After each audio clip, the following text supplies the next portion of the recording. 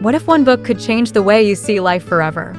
Welcome to this deep dive into a book that has touched countless lives and sparked powerful change. Whether you're here to find inspiration, gain new insights, or simply discover your next great read, you're in the right place. Together, we'll explore the key lessons, unforgettable stories, and timeless wisdom packed within these pages. So get comfortable and prepare to see this book, and maybe even yourself, in a whole new light. Chapter 1. The Silence That Screams. It was a bright Tuesday morning when Mira found herself staring blankly at the ceiling, even though the world outside her window buzzed with life. The alarm had rung an hour ago, but she couldn't bring herself to move. Not even to switch it off. The birds chirped. The neighbor's dog barked. Somewhere, someone started a blender. But inside her apartment, and inside her, it was utterly still. She wasn't physically hurt. There were no bruises, no fever, nothing to explain the weight that pinned her down like a mountain sitting on her chest. Yet the weight was real, heavier than any object she'd ever carried. What was it? Exhaustion? Sadness? Loneliness? She couldn't name it. That made it worse. For the outside world, Mira was successful.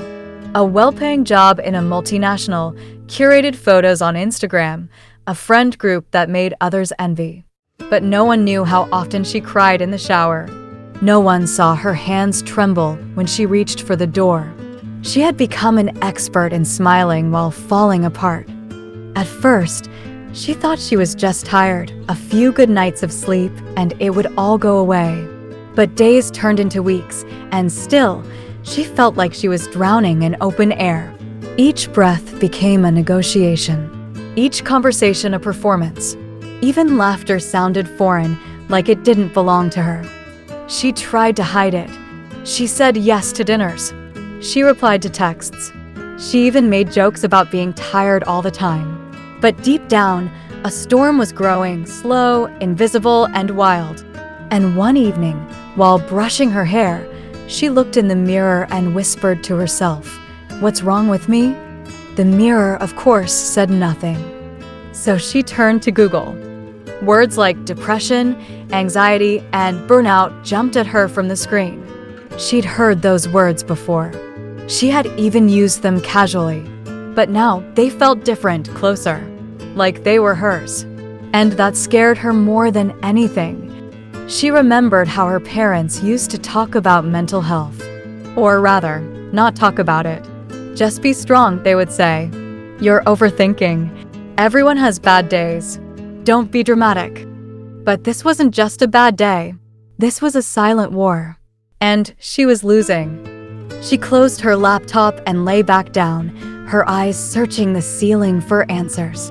If something was broken, surely it could be fixed. But how do you fix something you can't even see? And just when she thought the silence would swallow her whole, her phone buzzed.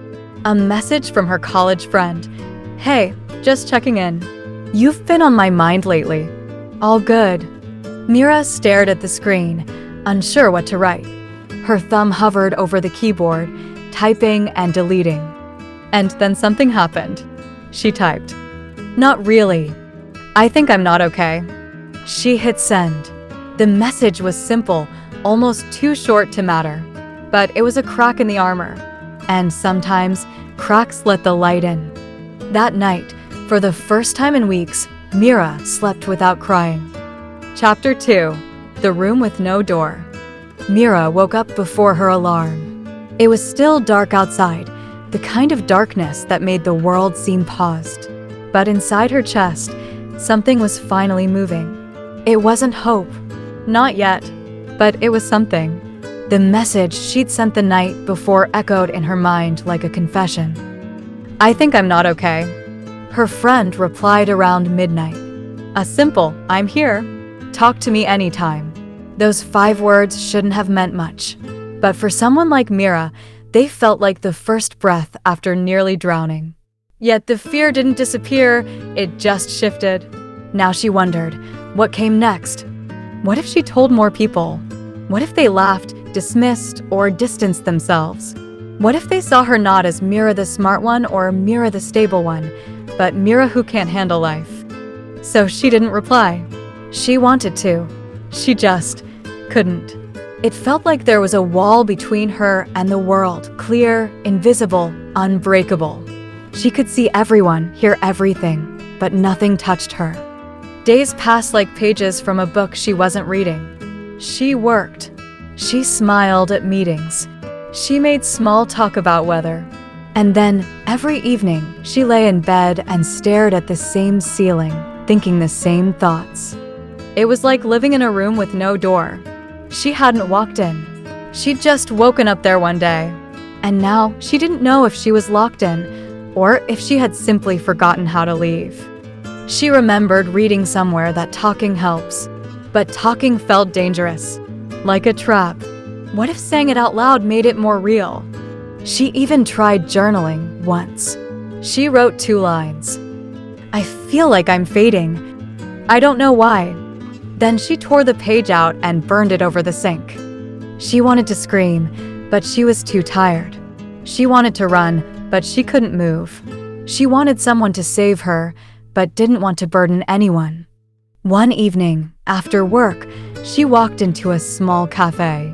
She didn't plan to. Her legs just took her there, like they were tired of staying still. The cafe smelled like coffee and cinnamon and something sweet she couldn't name. There was a girl sitting by herself, sketching in a notebook. An old couple laughed over tea. A teenager in a corner was humming to herself while reading a book. They all looked okay. Mira sat down and ordered tea.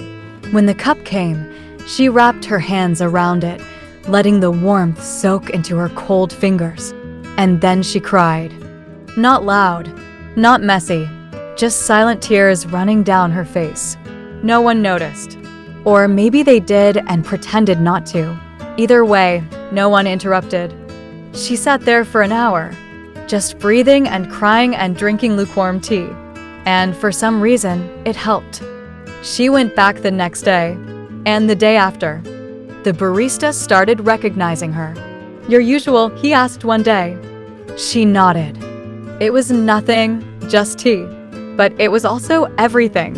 A thread, a habit, a tiny, fragile proof that she could still connect to the world. That maybe she didn't have to escape it. Maybe she could inch her way back. That night, she replied to her friend's message. "I'd like to talk." Chapter 3. When Words Feel Too Heavy. Mira sat in the cafe again. Same table, same cup, same warmth in her hands. But this time, her phone was on the table, screen unlocked, message thread open. "I'd like to talk." Her friend had replied almost immediately. "I'm here. Anytime. Wanna meet?" But Mira hadn't responded yet. That was 2 days ago.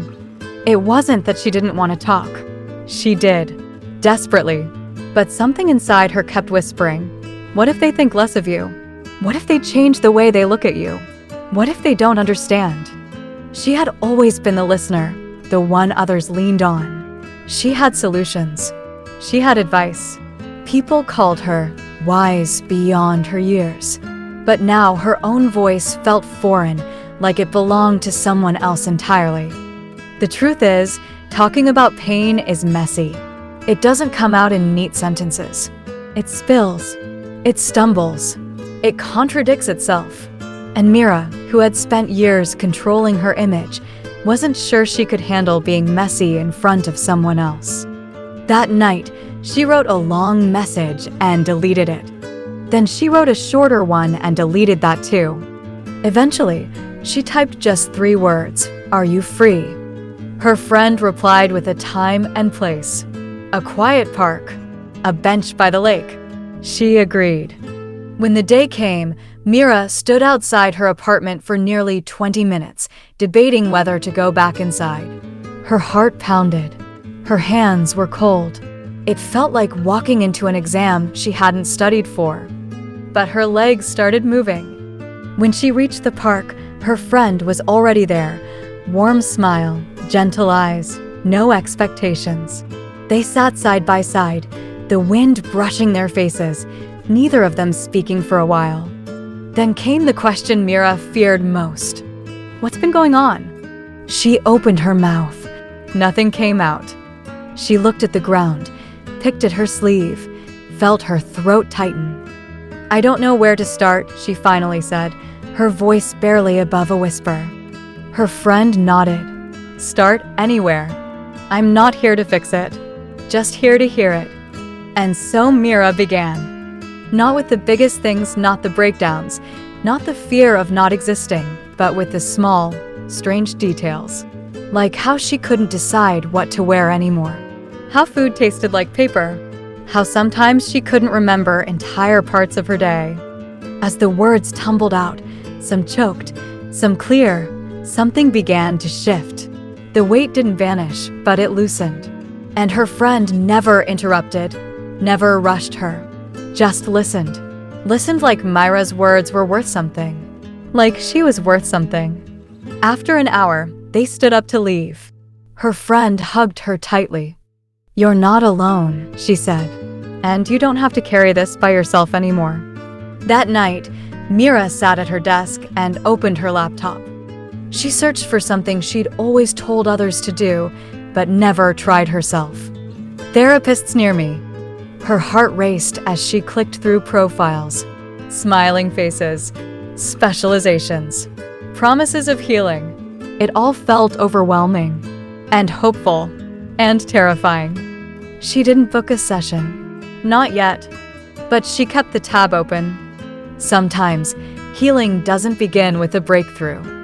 Sometimes, it begins with not closing the window. Chapter 4. The Fear of Getting Better. The open browser tab stared back at her like a challenge. She hadn't closed it. That meant something, maybe more than she was ready to admit. Every morning, she'd sit down at her desk, coffee in hand, and glance at the tab before doing anything else. It became part of her routine, almost like a ritual. And every time she looked, the same thoughts crept in. Am I really the kind of person who needs therapy? Isn't that for people who are broken? But the word broken didn't sit right with her anymore. If anything, she didn't feel shattered. She felt trapped in a fog. A slow, creeping fog that blurred everything, her ambition, her confidence, even her reflection. One night, after another long stare at the tab, she opened her calendar and booked a session. Just like that. No big breakdown. No dramatic music. Just a simple click. And suddenly, the world felt like it shifted a little on its axis. But that wasn't the end. In fact, the fear started growing. She wasn't afraid of talking. She was afraid of what might come out. What if therapy unlocked doors she'd locked for a reason? What if she had to talk about the things she'd buried? What if the pain got worse before it got better? The day of her session, she considered canceling at least 10 times. Even while sitting in the waiting room, her hands were cold and clammy, and she kept checking the exit. The therapist opened the door with a soft smile and said her name. That was it, not a grand welcome, not a judgmental stare. Just her name, as if it was enough. And in that room, Mira sat on a couch that felt too soft and looked at a stranger who somehow felt more familiar than most people she knew. The therapist didn't ask, "What's wrong with you?" Instead, she said, "What brings you here today?" It was such a small change in language, but it cracked something open. Mira tried to answer. She said she was tired. She said she didn't know what was happening to her. She said she felt like she'd lost herself. And instead of giving solutions, the therapist just nodded and said, "That sounds really hard." Mira blinked. No one had ever said that to her before. Not like that. Not without immediately following it up with advice or a pep talk. Just acknowledgement. Just permission to feel. As the session went on, Mira found herself telling stories she hadn't thought about in years, the pressure to be perfect, the childhood moments she thought didn't matter, the small wounds that had grown into invisible scars. She didn't cry. Not that time. But something shifted. Something deep. When the session ended, the therapist asked if she wanted to come back. Mira nodded, surprised by how quickly she said yes. That night, Mira didn't stare at the ceiling. She stared at the stars. It had been a long time since she noticed them. But even as she breathed in the cool air, a voice in her head whispered, "What if this is just temporary? What if it all comes crashing down again?" And for the first time, she answered herself, "Maybe it will, but next time, I won't be alone." Chapter 5. The Bad Days Don't Ask Permission. The morning light slipped into Myra's apartment through half-closed blinds, casting soft stripes across the wooden floor.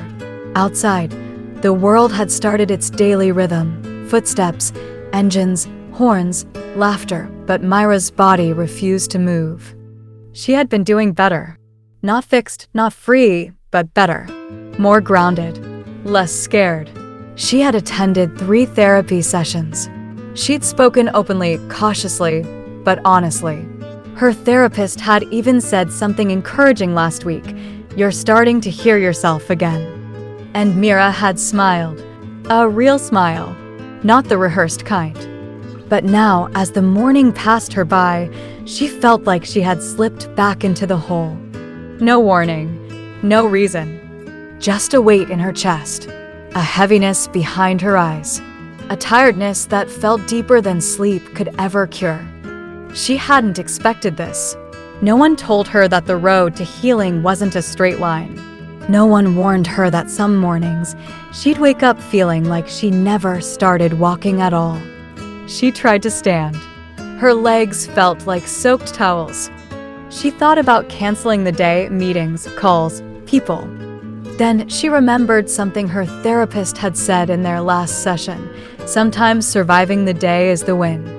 So, she decided she wouldn't strive. She wouldn't perform. She would just survive. She brushed her teeth without looking in the mirror. She made toast but didn't eat it. She logged into work and replied to messages with polite half-smiles and fewer emojis than usual.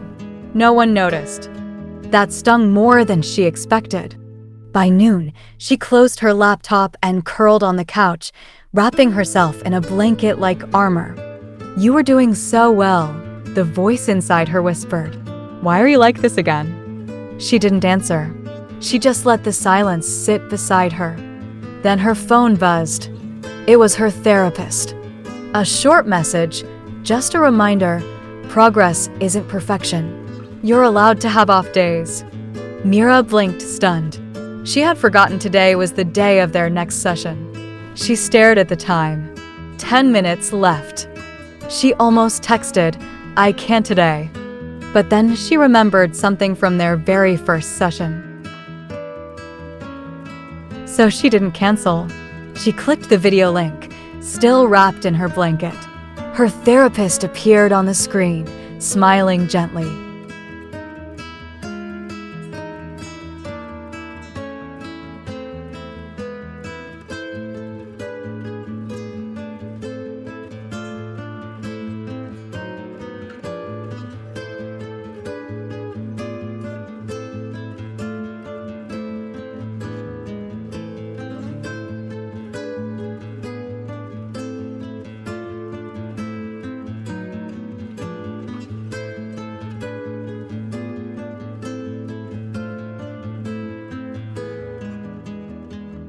Mintle. Jerry Dollywall, jaredhallowell@gmail.com. Saturday, June 14th, 2025 at 6.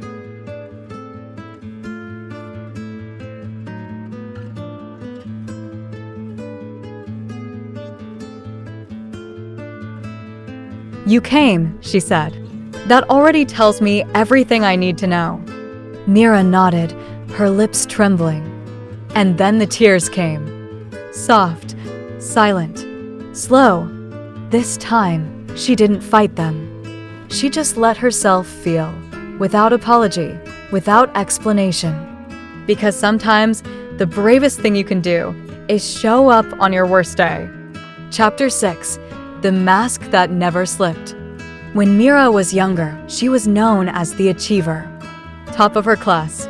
Always organized. Always composed. The one people copied notes from. the one who tutored others before exams, the one teacher smiled at like she was already set for success. And for a long time, she believed it. Or at least, she tried to. She learned early on that mistakes weren't safe, that crying in public made people uncomfortable. That struggle was a secret, not a sentence you were allowed to speak. So she built a version of herself that looked perfect. Confident, bright-eyed, strong. It became her armor, and then her prison. Because the truth is, Mira had bad days even then. Days when she didn't want to get out of bed. Days when she questioned her worth, her direction, her voice. But those days were buried under to-do lists, performance trophies, and practice smiles. Now, years later, sitting on her therapist's couch again, she was starting to see it. Not just the pain she carried, but the effort it took to carry it so well that no one ever noticed. I think I'm more afraid of being seen as weak than I am of staying sick, she admitted one session. Her therapist didn't flinch. She nodded, understanding. Because being weak means the mask falls, Mira continued, and I don't even know who I am without it. There it was, the thing Mira had been circling for weeks. The mask had become part of her face. It had served her. It helped her survive impossible expectations, cultural silence around emotions, and the invisible rules that said women must hold everything together.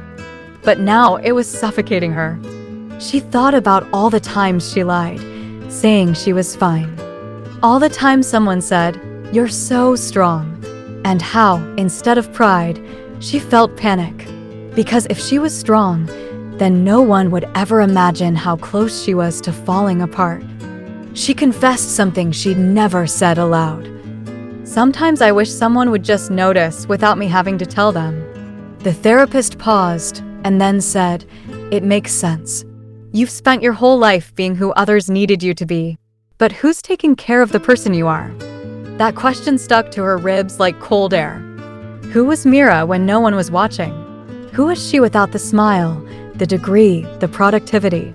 For days after that session, she felt raw, like her skin had been peeled back. Every compliment felt loaded. Every "you're amazing" reminded her of the weight she still carried quietly. But in the quiet moments, when she looked in the mirror with no expression at all, something began to stir. A softness, a sadness, a truth. She wasn't weak for feeling. She wasn't broken for needing help. She was human. And maybe, just maybe, she didn't have to wear the mask forever. Chapter 7. When no one claps for survival. Mira didn't expect applause. Not really. But some part of her had hoped that maybe, just maybe, someone would notice. It had been 2 months since her first therapy session. She was showing up. She was opening up. She was doing the work. And even though every step felt like dragging her feet through emotional quicksand, she kept going. Not because she felt strong, but because she was tired of feeling invisible inside her own life. But no one saw it. Her colleagues still complimented her on her punctuality. Her friends still sent memes and "let's catch up soon" messages. Her family still asked about her job, her weight, her hair. Not once had anyone said, "How are you really?" And she hated that it made her angry. Because wasn't that what she wanted? Normalcy? Not to be treated like something fragile? But surviving a panic attack at midnight and showing up for a 9 a.m. meeting wasn't normal. Neither was brushing her teeth after 3 days of not doing it. Or walking past a mirror without feeling the urge to disappear. These were victories. Small, quiet, private wars she was winning. And yet, no one clapped. She didn't blame them. People didn't know. Because she hadn't told them. But wasn't that the curse? You survive something people can't see, and so they assume you were always fine. That night, during therapy, she brought it up. "I know I'm healing," she said. "I know I'm doing better, but I feel invisible in it." Her therapist leaned in. Because in this world, we celebrate productivity, not recovery. Mira blinked. It hit harder than she expected. We cheer for people who cross finish lines, the therapist continued, but not for the ones who crawl out of bed after a week of depression. Not for the ones who go to therapy instead of quitting. Not for the ones who breathe through panic instead of screaming. And Mira realized she wasn't angry at the world. She was grieving. Grieving the version of her that always powered through.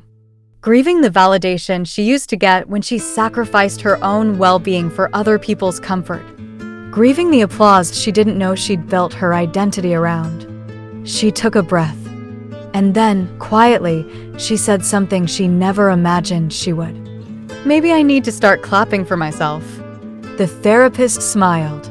Yes, loudly and often. That night, Mira lit a candle, sat on the floor, and made a list. I went to therapy. I told the truth when it scared me. I cried and didn't apologize for it. I stayed when I wanted to run. I'm still here. And as she finished the last line, she whispered to herself, "You did good today." No audience, no trophy, just her. And that was enough. Chapter 8. Healing isn't always gentle. Rain tapped the window like it was trying to remind Mira of something. She sat curled on her bed, legs pulled close, wrapped in an old hoodie that still smelled like memories. Her phone buzzed again, third missed call from her mother. 2 unread texts from her best friend. A reminder for therapy blinking silently at the top of her screen. She didn't answer any of them. This wasn't like the first breakdown. That one came suddenly like a flood. This time, it was quieter. Like the air was just a little heavier. Like she was walking through water instead of wind. There wasn't a reason. No big event. No harsh words. No disaster. Just a drift. And that scared her more than anything, because she thought she was getting better. She thought the worst was behind her. But suddenly, she was canceling plans again. Ignoring messages, eating crackers for dinner, sleeping too much, thinking too much. The worst part? She felt ashamed of slipping, as if healing had an expiration date, as if falling back meant all the progress was fake. She kept hearing the voice in her head, "You're just being dramatic. You should be over this by now." She wanted to tell someone. She really did. But how do you explain to people that even after the storm passes, the floodwater sometimes lingers? That even when you're doing everything right, you can still feel wrong? That sometimes healing itself can hurt? Eventually, she dragged herself into her therapist's office. She didn't say anything for the first 5 minutes, just stared at her hands. Finally, she whispered, "I thought I was doing okay." "You were," her therapist said gently, "and you still are. But I feel like I've fallen back to the beginning." The therapist shook her head. "No, you're not back at the beginning. You're just at a hard turn. This is part of the road." Mira didn't cry this time. She just sat in that truth like it was an old friend she hadn't seen in years. "Is this what healing really looks like?" she asked. "Sometimes," the therapist replied. "It looks like relapse. Sometimes it looks like silence. Sometimes it looks like showing up even when you're not sure why." And that night, Mira didn't feel hopeful. She didn't feel strong. But she did feel seen. And when she got home, she did the smallest brave thing she could manage. She replied to her mom's text, "Hey, I'm okay, just quiet. Love you." Then she whispered to herself, "We're not starting over. We're just continuing, slower." And that made all the difference. Chapter 9. Not everyone will understand. There's a particular kind of ache that comes not from being alone, but from being surrounded by people who don't see you. Mira hadn't expected everyone to understand her mental health journey, but she had hoped the ones closest to her would at least try. At first, she kept it quiet. She didn't want to make things uncomfortable. She didn't want to be a burden. She assumed people would just know.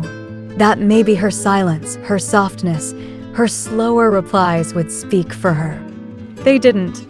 Instead, The messages became sharper. You've changed. You've been distant.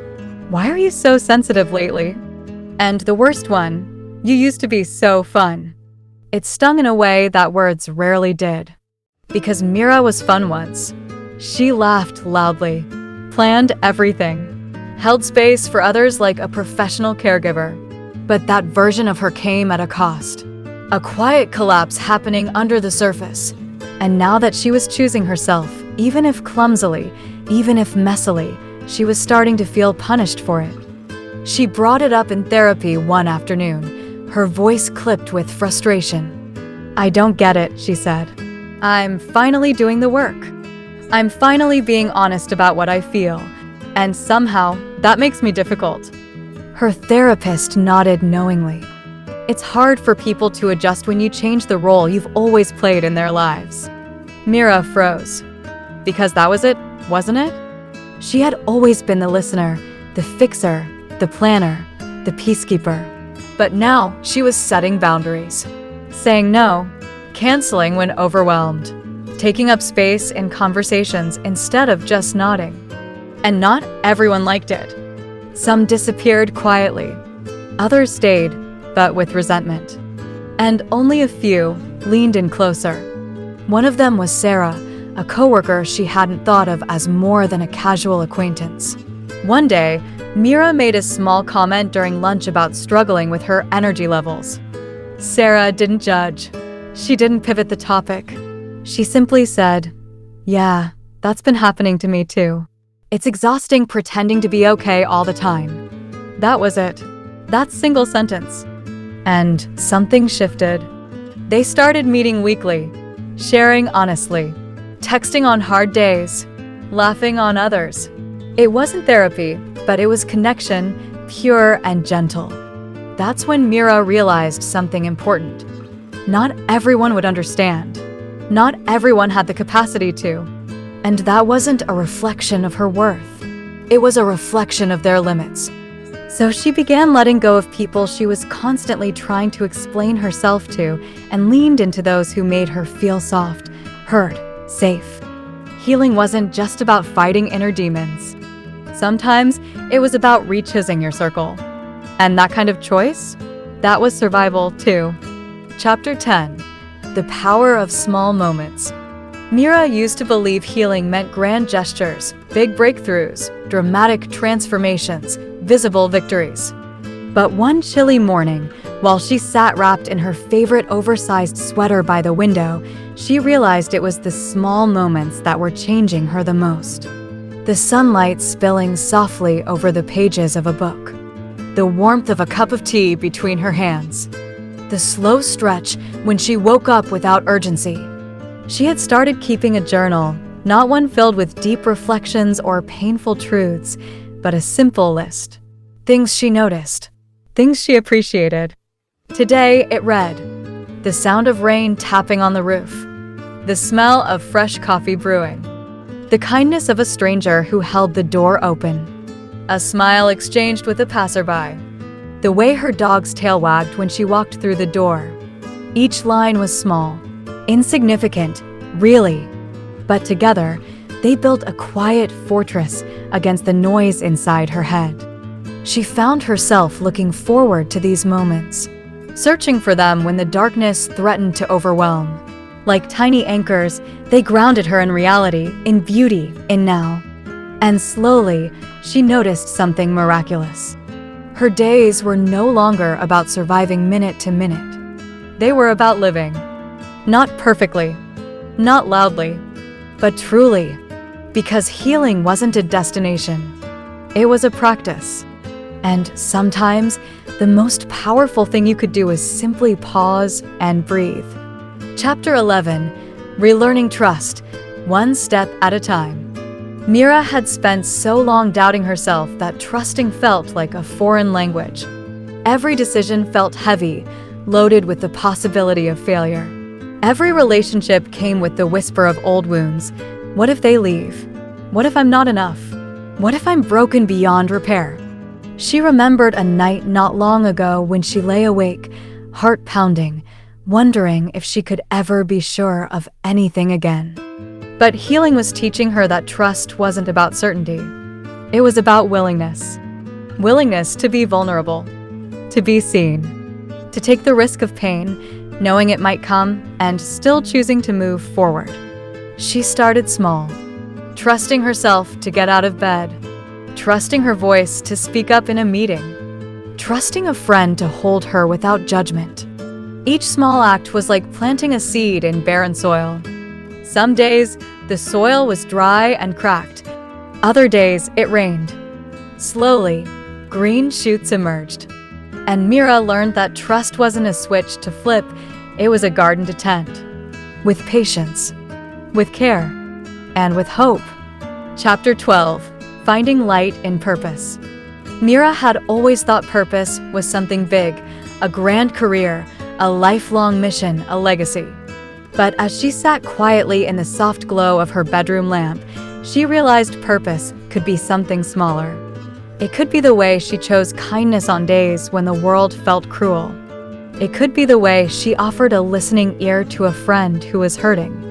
It could be the way she took care of herself, despite the chaos inside. Purpose wasn't about changing the world overnight. It was about creating moments of light, even when darkness surrounded her. And in those moments, Mira found a strength she hadn't known before. A light that didn't demand perfection. A light that didn't require her to be anything other than herself. It was a beginning. A new kind of hope. And maybe, just maybe, that was enough. Chapter 13. The Courage to Ask. For so long, Mira had carried everything alone. Her fears, her doubts, her pain, they were hers to bear, quietly and privately. Asking for help felt like admitting defeat, like showing a crack in her carefully constructed armor. But one afternoon, after a particularly difficult week, she found herself staring at her phone, fingers trembling over the call button. Would they understand? Would they judge? Would they think she was weak? She pressed send. The voice on the other end was warm, steady, real. And suddenly, the weight she had carried alone began to lift. She realized that asking for help wasn't a sign of weakness. It was the bravest thing she had ever done.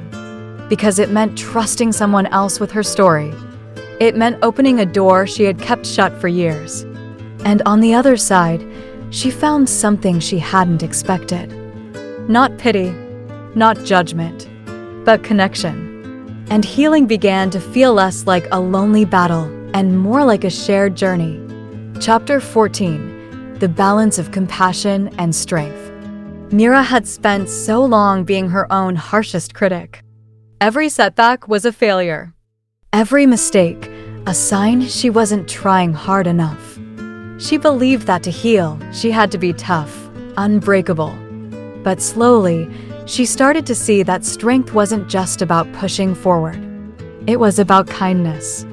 To herself. She learned to speak to her inner voice like she would a friend who was hurting.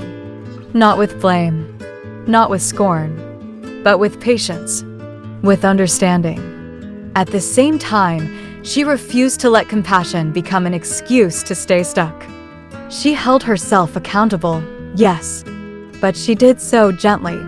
She accepted that progress might be slow, that falling back was part of moving forward.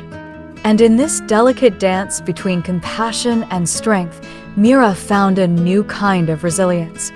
One that wasn't loud or dramatic, but quiet and steadfast, like a flame that refused to be extinguished.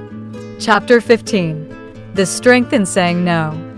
For years, Mira had said yes to everything, to everyone, because saying no felt selfish, like she was letting people down. But slowly, the constant yes chipped away at her energy, her peace, her sense of self. She began to realize that saying no wasn't about rejection. It was about protection. Protection of her mental space. Protection of her time. Protection of her well-being.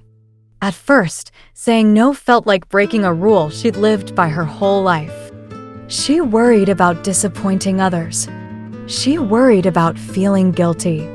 But each time she said no, she felt a little lighter, a little freer. She wasn't just setting boundaries for others. She was setting boundaries for herself. And with every no, she reclaimed a piece of her power. Because healing wasn't just about what she allowed in. It was also about what she chose to keep out. Chapter 16. Healing the body to heal the mind.